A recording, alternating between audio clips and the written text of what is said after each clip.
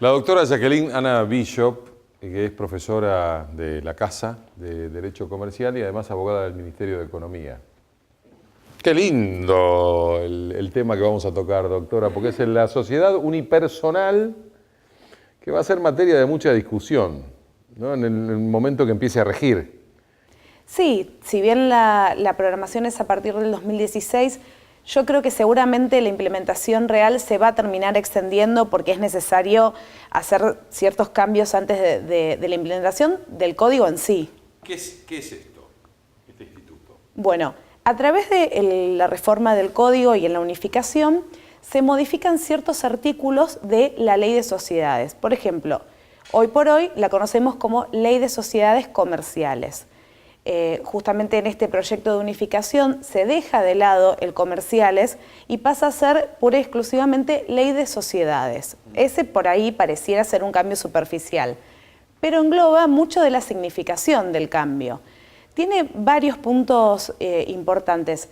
En el tema que nos toca, específicamente en lo que son las sociedades unipersonales, antes de esta reforma, para existir una sociedad comercial, como era denominada en la antigua ley, necesitábamos 2 o más personas que ponían de acuerdo sus voluntades, que tenían obligaciones y derechos, que no estaban yuxtapuestos, sino que en conjunto, y se creaba, a través de las consignas de la ley, una nueva persona que denominábamos persona jurídica. Pero en el requisito tanto formal como legal estaba que yo necesitaba que hubiera más de una persona. A través de esta reforma puede existir una sociedad unipersonal, o sea que una sola persona decide destinar cierta parte del matrimonio, de su patrimonio, a llevar a cabo un determinado emprendimiento. Sin necesidad... Que una persona jurídica distinta de su persona. Exacto.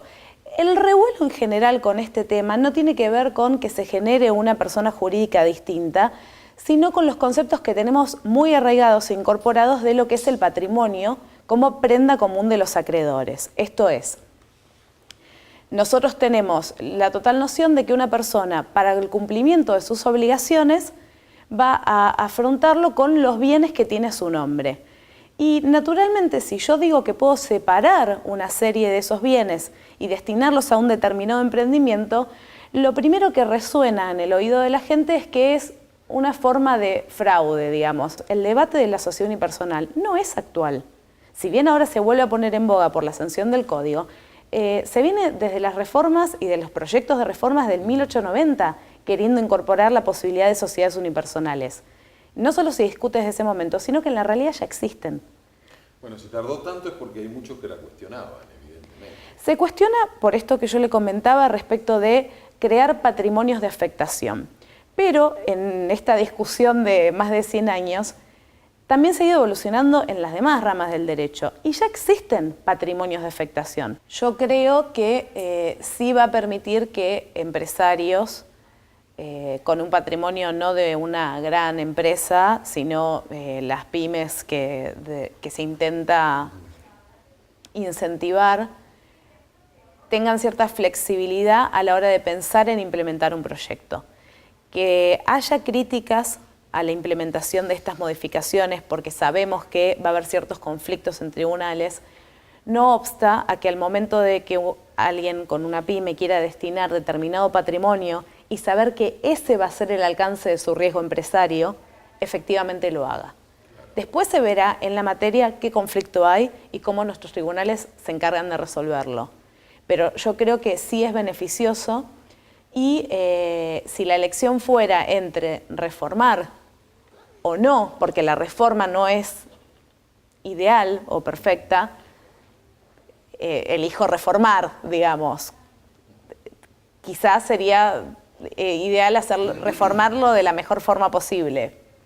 Pero si esas son las dos opciones, me parece que lo relevante es que va a haber una limitación y va a permitir que ciertos proyectos se empiecen sabiendo cuál es el riesgo que estoy asumiendo. Yo estoy asumiendo poner tal propiedad en riesgo para crear una empresa.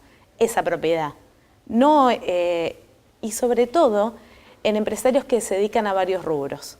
No tener por qué afectar. Yo, por ejemplo, tengo un negocio exitoso y además ahora quiero dedicarme a otro y no tener necesariamente que relacionarnos y no tener que recurrir a socios aparentes solamente para cumplir con un requisito formal en la inscripción del registro de comercio.